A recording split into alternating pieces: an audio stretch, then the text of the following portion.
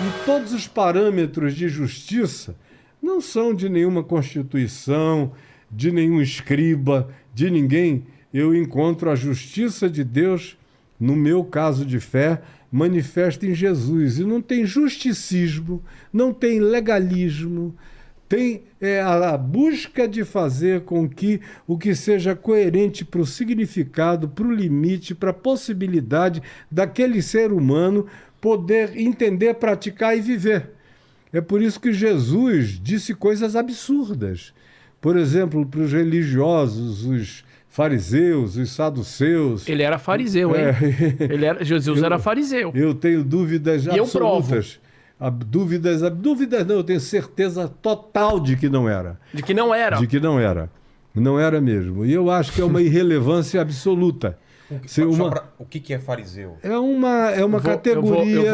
É uma categoria. Eu acho que a gente entrar por aí, a gente vai só ficar discutindo religião. Não tem problema. Se você quiser, depois nenhum. Eu explico. Mas o que fariseu é o seguinte: existe dentro da tradição judaica ou da realidade judaica alguns grupos diferentes. Então, para contextualizar e ser curto, eu vou explicar dois grupos. Os saduceus, que eles tinham a leitura das escrituras de um modo literal, e os fariseus. Muitos explicam que a palavra fariseu, perushim, vem da palavra parush, que significa apartado.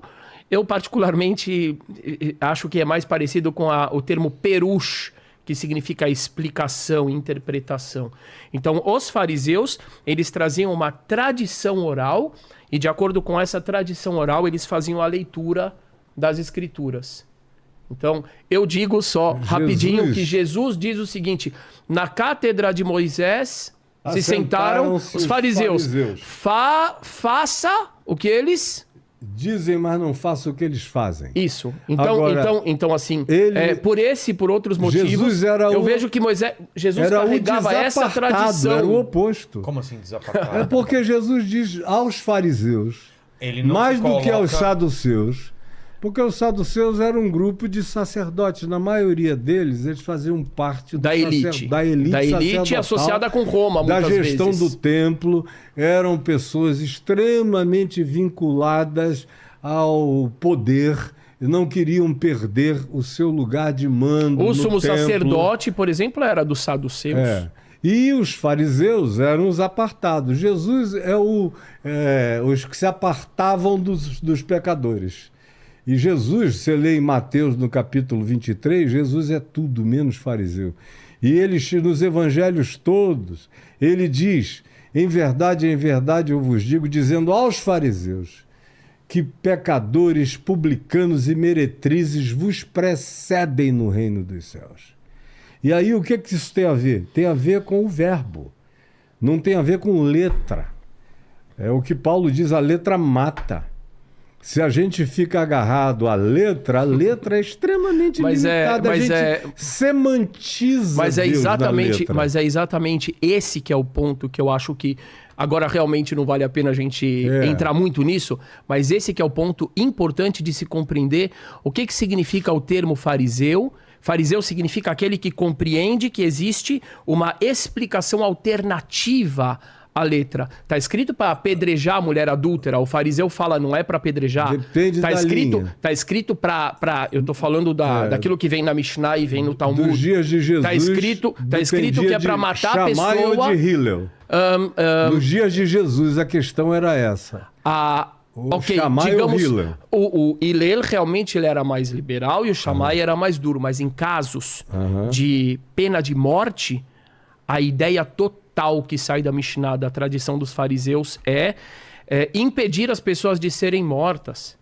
E essa ideia... Mataram. Não. Inclusive os fariseus... Jesus. Não. Muito bem. Então, aí a gente entra numa discussão pesada. Porque... Existe um dito no Talmud que fala assim, se um tribunal rabínico da época... Gente, atenção. Hoje em dia não existe... Espera. Hoje em dia não existe isso, não existe condenação nem nada, ok? Mas se um tribunal rabínico, isso está no Talmud, matasse uma pessoa de 70 em 70 anos, ele seria considerado sanguinário. Agora o Talmud só um pouquinho, posterior a Jesus. Só um pouquinho, perdão, mas a Mishnah não. E o Talmud aqui ele se refere à Mishnah, aquela tradição da Mishnah.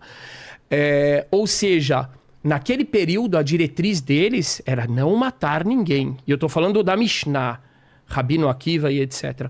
Quando a gente chega na própria questão da crucificação, que é uma história que está dentro dos evangelhos e que eu, como judeu, eu não olho para isso como um documento histórico, apesar de colocar um ponto de interrogação se de fato aconteceu, foi assim ou não foi assim. O fato, então, a gente vai olhar que os sumos sacerdotes eram o quê? Os sacerdotes, como você colocou bem, eles eram saduceus. Mas aquilo ali foi eles não eram fariseus. Todos eles juntos. Outra coisa importante. Perdão. Nos evangelhos, várias vezes, quando se refere a atitudes negativas, fala: os judeus falaram isso, os judeus fizeram isso, os judeus fizeram aquilo. Mas quando fala daqueles que, de acordo com os evangelhos, eram as multidões que seguiam Jesus, que também eram judeus, de repente o nome judeu não aparece. Pois é, quando não eram só judeus. Mas a grande maioria eram judeus. E aí você vê... Perdão. Quando fala, por exemplo, da própria família do Jesus, dos próprios apóstolos que eram judeus, do próprio Jesus que era judeu, o termo judeu não aparece. O termo judeu vai aparecer só quando o comportamento é negativo. Então eu estou dizendo que essa edição, há uma edição... Onde é que o verbo encarnado tem significado? Onde é que a história tem significado? Porque se a gente reduzir tudo a palavras e letras... É exatamente isso que eu estou te dizendo, Caio. De palavras e letras, ela é totalmente contraditória com a história de Jesus, dos evangelhos, isso vai de acordo com o que ele falava, que a letra mata o espírito.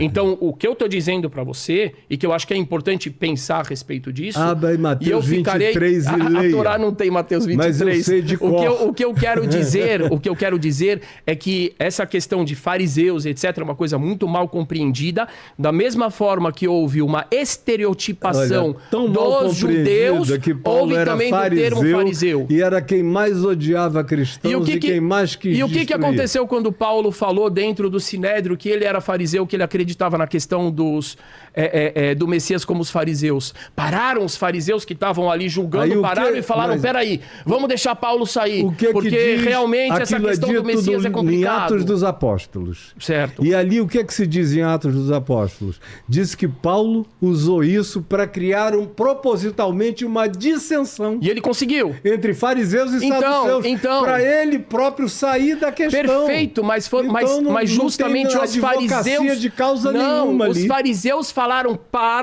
ele tem razão, esse assunto do Messias é complexo, etc e tal. Mas era para parar a questão. Paulo foi ardil, uma raposa até porque, Caio, se a gente for olhar qual é o argumento de heresia que o sumo sacerdote, de acordo com os evangelhos, que assim ele rasga se diz a roupa, o Filho de Deus. Sim, de acordo com os fariseus, que heresia seria essa?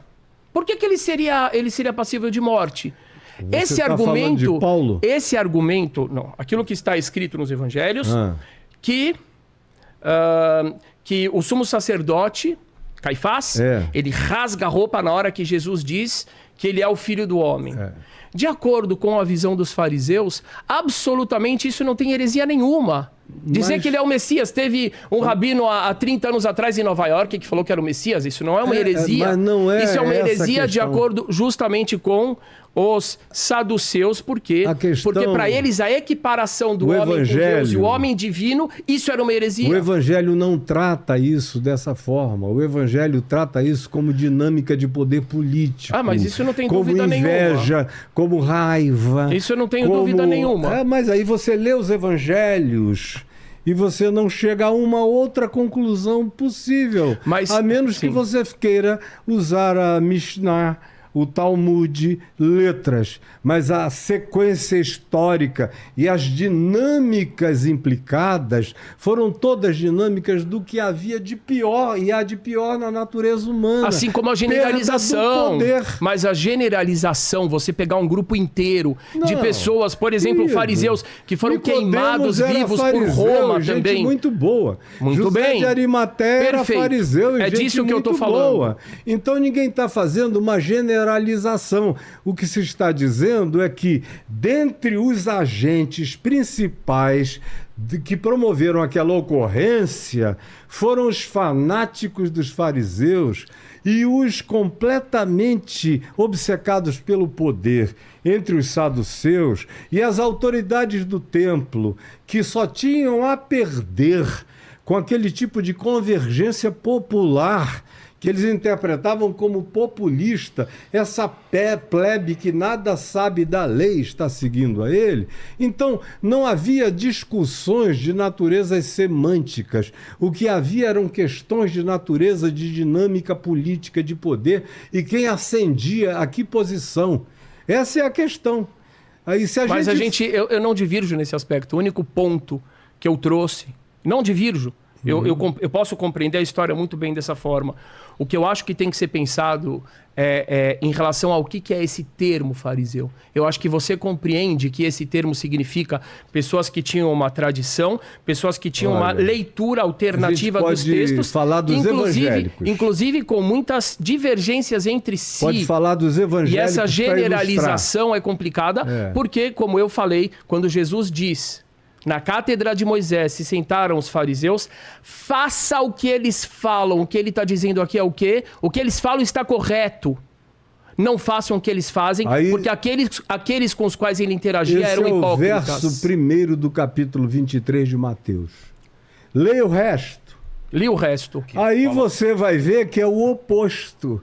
Ele vai dizendo, eles são capazes de dar uma volta ao mundo para fazer um prosélito e transformá-los 2 vezes mais em filhos do inferno do que eles próprios. Sim, ele está falando da hipocrisia deles. Então, ele não está falando da tradição ou da possibilidade de se interpretar e compreender. Jesus esse que é o ponto que eu estou dizendo. Não perdeu tempo com isso. Jesus era caminho, verdade e vida.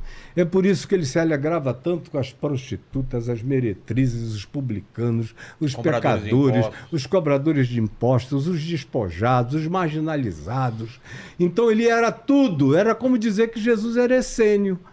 Não tinha absolutamente nada. É sal da terra. Tem que se misturar com o mundo. Tem que viver com toda a gente. Quem é que ele diz que tinha maior fé em Israel? Foi um centurião romano. Em verdade, eu vos digo que ninguém em todo Israel me manifestou a fé que esse centurião romano tem. Quem é a mulher que dá um susto em Jesus? É uma Ciro-Fenícia. Não, a Ciro-Fenícia. Quando ele sai dos termos de Israel e vai para a Fenícia, que ele dizia, ele foi tentando descansar, não queria que ninguém o soubesse. Mas a mulher tinha uma filha horrivelmente endemoninhada, possessa, e ficou batendo na porta até que arrombou a porta e entrou. Aí Jesus usa adágios populares para dizer, ela diz, por favor, socorro. Aí Jesus diz, mulher, não é bom tirar o pão dos filhos e lançá-lo aos cachorrinhos. Eu fui enviado para as ovelhas perdidas da casa de Israel. Aí o que é que a mulher responde? Eu sei, Senhor, mas os cachorrinhos... também podem comer as migalhas. Debaixo da mesa podem comer as migalhas das crianças. Eu sei que tem de sobra vindo de ti. Aí Jesus leva aquele susto divino e diz, mulher, grande a tua fé. As grandes histórias de fé do Evangelho estão fora de Israel.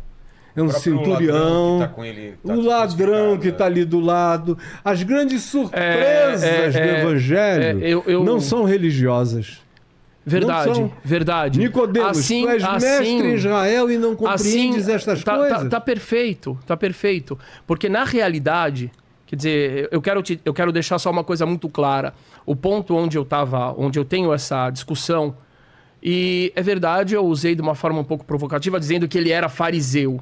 Ok? Agora, eu realmente acredito que em grande parte Jesus sim vinha dessa categoria e é justamente por isso que ele dialoga com os fariseus e nunca com os saduceus, que não acreditavam nos anjos, que não acreditavam na vida após a morte, na ressurreição e etc. Ele dialoga, então Jesus... Agora que os fariseus eram mais renidos. Eram Mas mais a discussão, persecutórios. porque a discussão é sobre a hipocrisia, Aí, mas não sobre a possibilidade eles é que vão pra Galileia. do estudo. Sim. Eles é que vão atrás de Jesus, aonde Jesus estava tinha fariseu. Perfeito. Saduceus não saíam do templo. Muito bem. Agora, por quê? Porque ele era um deles. Uhum. Agora, qual que é o ponto interessante da gente olhar? Eu acho que aqui a gente tem que convergir, que a gente converge na realidade, e eu acho que essa é a essência.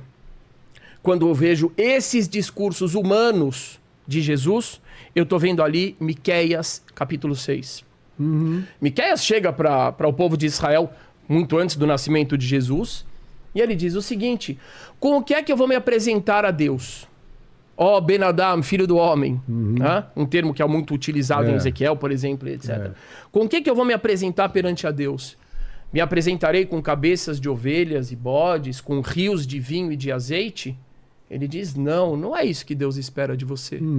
Ele espera de você que você ame fazer o bem, que você seja justo e caminhe com Deus discretamente no seu coração.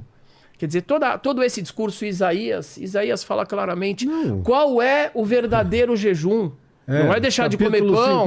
58. É você dar teto ao desabrigado, você dar roupa ao nu e comida ao faminto. E abaixar o dedo ao acusador. Então, essa tradição que é maravilhosa... Tu te tornarás como um jardim regado. Exatamente. A tua luz na escuridão e a sua luz na escuridão será mais clara do que a luz ao meio-dia. Tu serás restaurador de antigas gerações. Maravilhoso isso. Im tashiv mi Shabbat raglecha. E depois ele fala do Shabbat.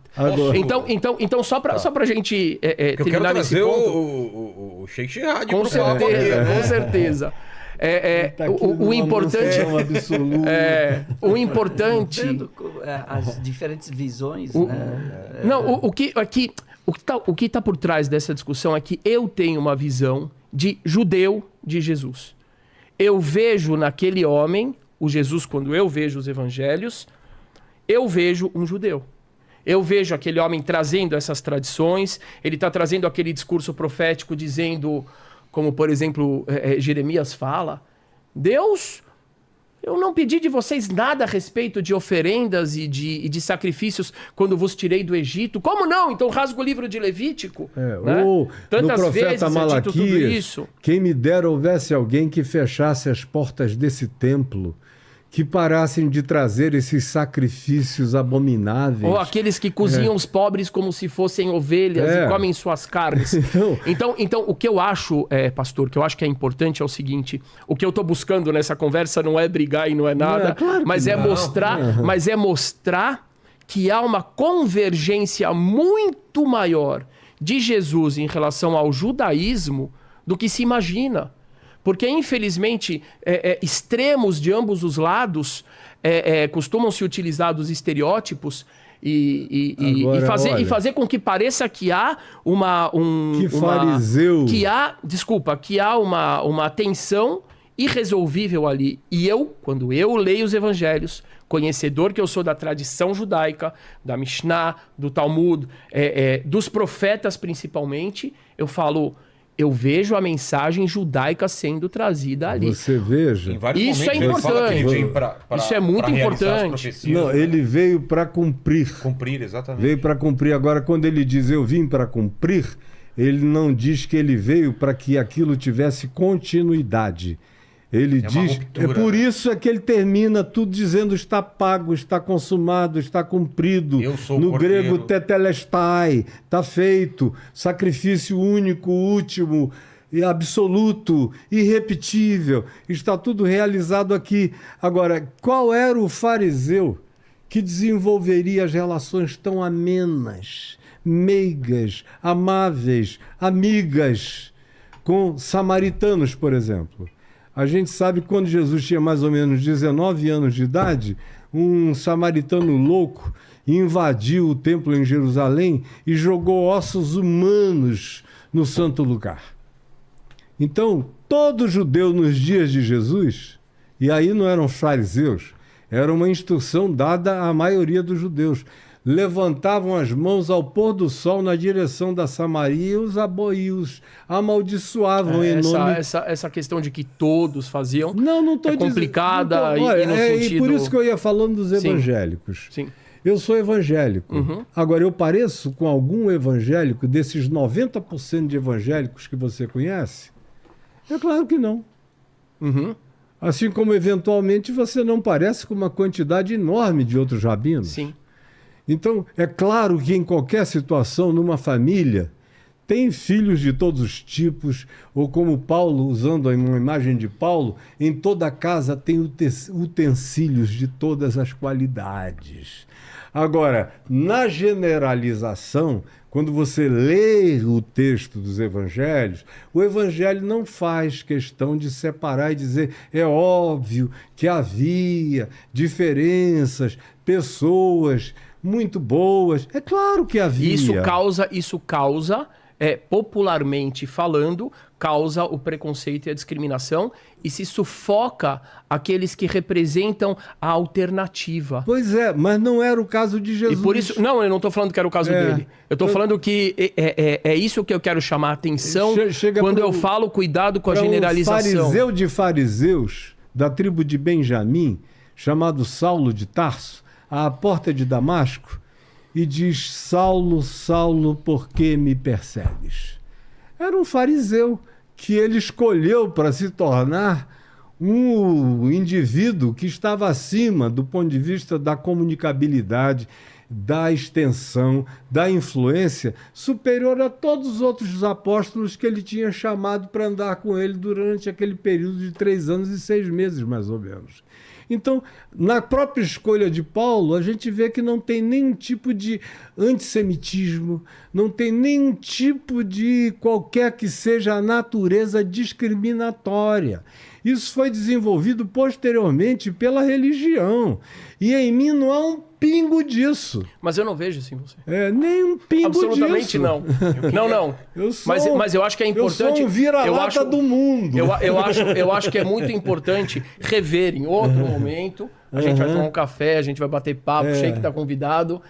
Em um outro momento, essas discussões, porque eu acho que tem muitas leituras que elas partem, sim, de generalizações que, ainda que os autores não tivessem tido essa intenção, a leitura do povo depois fica, você judeu, olha o que vocês fizeram. Você quer ver como não tem? Isso é importante. Mateus começa com uma genealogia do povo judaico. Mas se a gente não com terminar aqui, erros. O Sheik não vai conseguir falar e a gente não vai seguir Só adiante. Marcos não, Lucas ainda chega a tentar levar aquela genealogia até Adão, como se fosse possível. Mas está lá, ou seja, eles não prescindem daquela ligação que viaja a história inteira e que assume a sequência semítica daquela linha no tempo, da consciência, da revelação, da progressão, porque não dava para fazer. E não dava para fazer isso com todas as nações da Terra. Tinha que fazer com alguma. E a nação que fez isso, e o povo que disse, nós queremos servir ao Senhor, queremos ser uma propriedade exclusiva de Deus, foi o povo, o hebreu, que virou o povo israelita e que depois se transformou no povo judeu, com a progressão da história, com as divisões, os exílios, as separações e tudo mais. Né? Na hora que a gente... eu acho que é melhor realmente a gente partir para outro ponto. Eu acho que essa discussão, pastor, eu acho ela importantíssima, saudável, mas o Sheik está aqui e eu acho que a gente precisa abrir. Eu me disponho um dia a fazer uma discussão não só sobre isso, mas sobre os versículos originais, aquelas traduções, etc., onde realmente, se a gente quiser trazer essa discussão de uma forma dialógica, que eu tenho certeza que é o nosso intuito, né, para o grande público, para compreender o que são as diversas visões, o porquê que existem discussões e principalmente onde que há convergência. Para mim, esse é o principal ponto.